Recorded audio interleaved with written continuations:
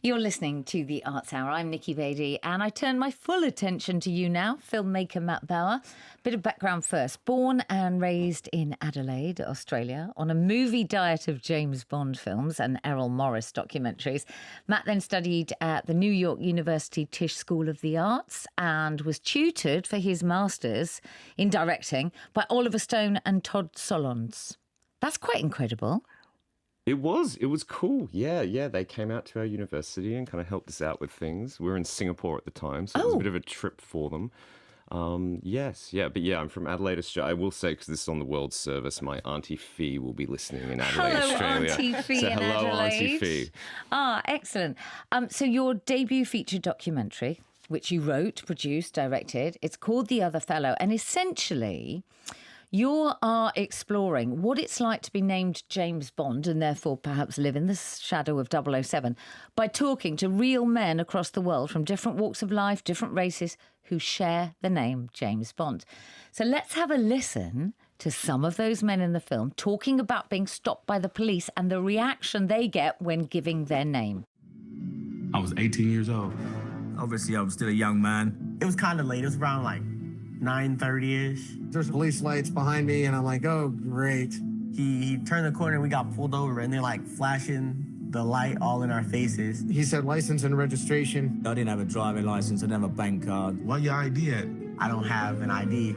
I don't have one. And I reach into my back pocket and realize there's nothing there, and I'm like, oh, here we go again. So he's flashing light on my face, and he goes, You.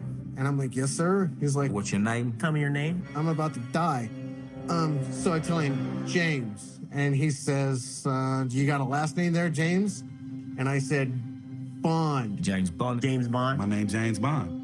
And so he reached through the window of the car and grabbed me by my shirt and proceeded to pull me through the window of the car. He looked at me like, I'm gonna give you one more chance to tell me the truth. I'm telling the guy, please, please, please, my name really is James Bond. My name is James Bond. Man, my name's James Bond. That right there was enough to get the guy to draw down on me. Up from the holster and right in my face, get on the ground, get on the ground.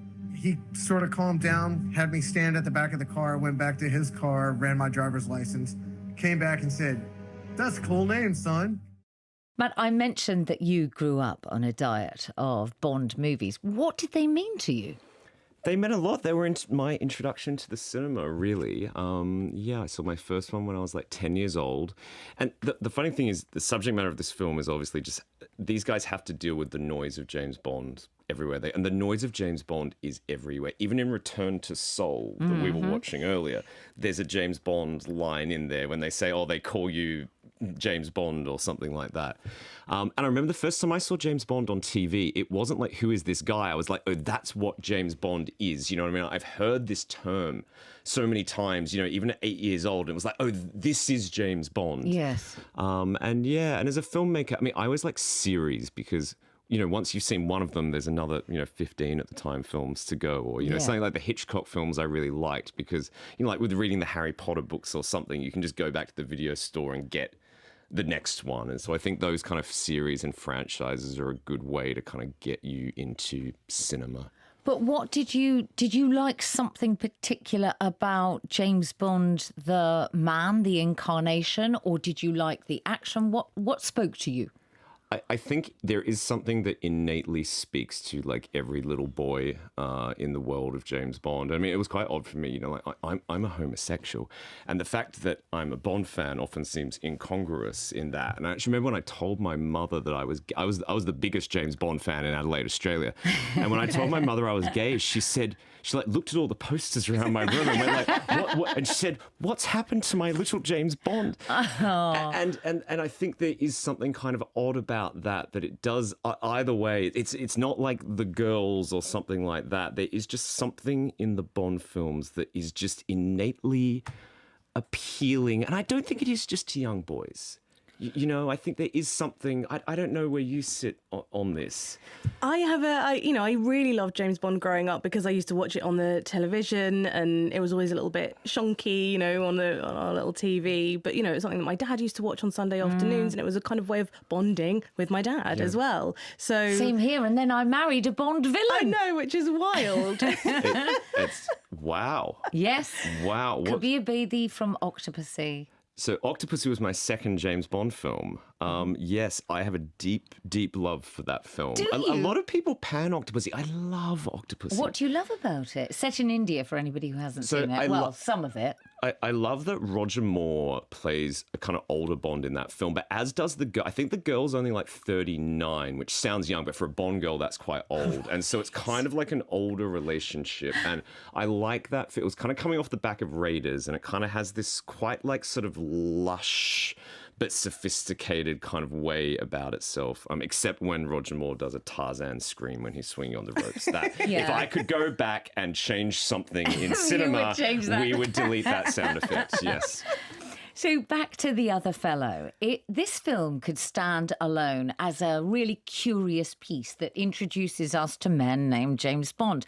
We're going to talk about some of those in a moment, but you are examining so much more. What are you examining?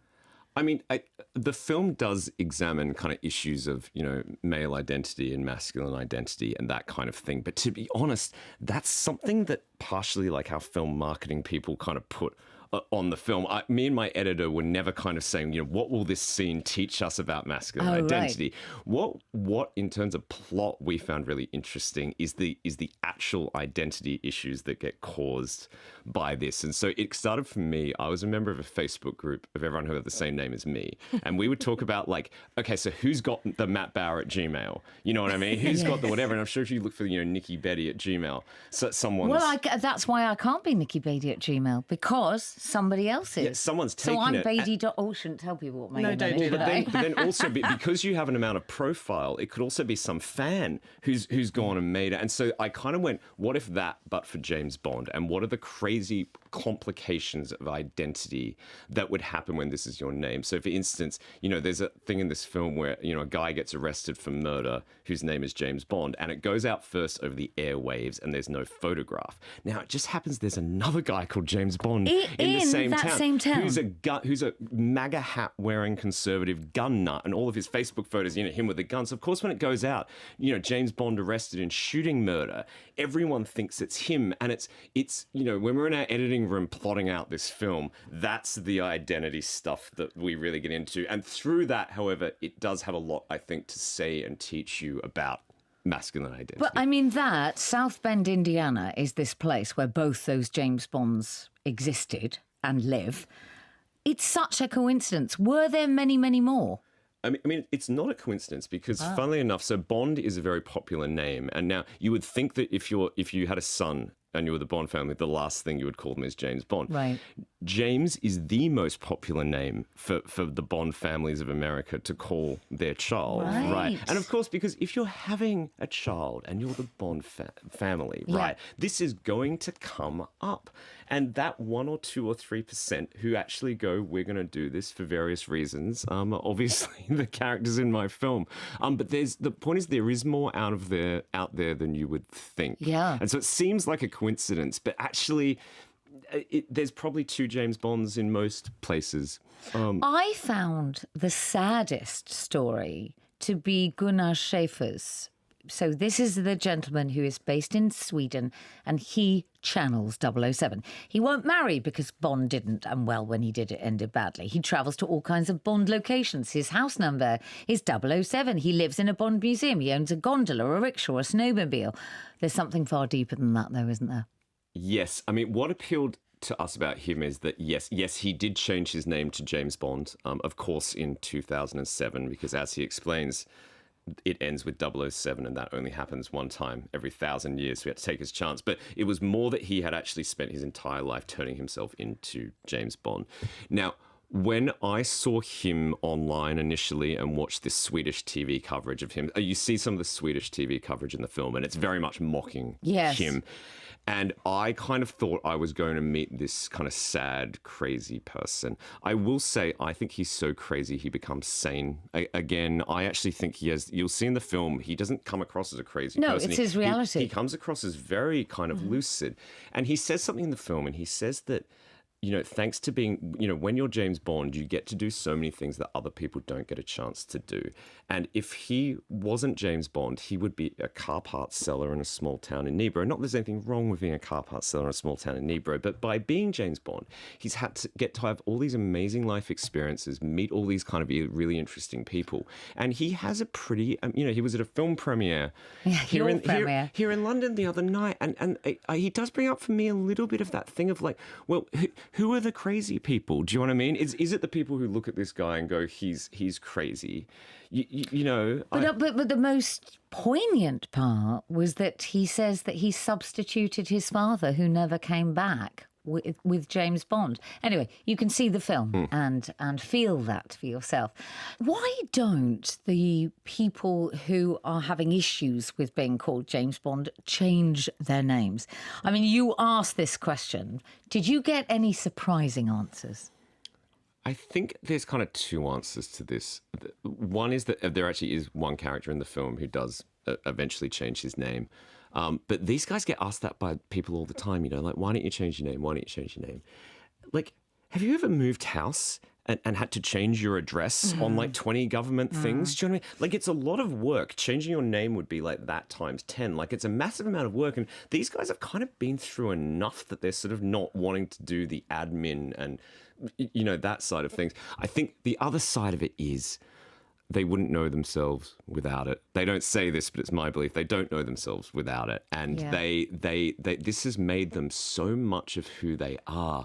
And I think part of it, especially with the gay New York James Bond, the shtick that he loves is saying he hates it, right? Yes. And I don't think he would lose his shtick. He would lose his act if he changed his name. Because he appears in commercials sending the name up, doesn't he? Rihanna, you wanted to say something. I just wanted to ask, because you must have spoken to so many people in your research and you must have found so many more James Bonds than we see on screen. So how did you decide who made the cut and who didn't? So what you want to kind of avoid in film is what you call like passive characters, and the thing is, this is a very passive situation. These are real men who is having something done to them. And so we couldn't have a film where they just sit around going like, well, this is pretty bad.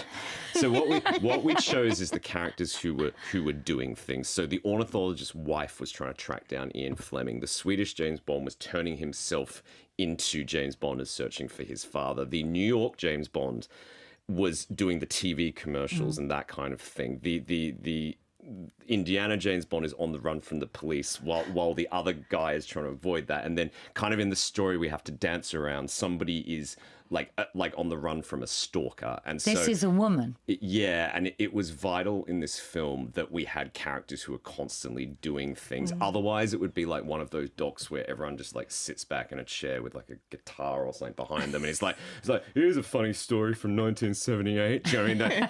This is not. I don't know if you felt this way, but this is not that film. Yeah. There is a lot more going on than I think people might expect. Thank you, Matt Bauer. And The Other Fellow is in UK cinemas now. You can stream it online via Amazon Prime, Sky Cinema, Google Play, and many more.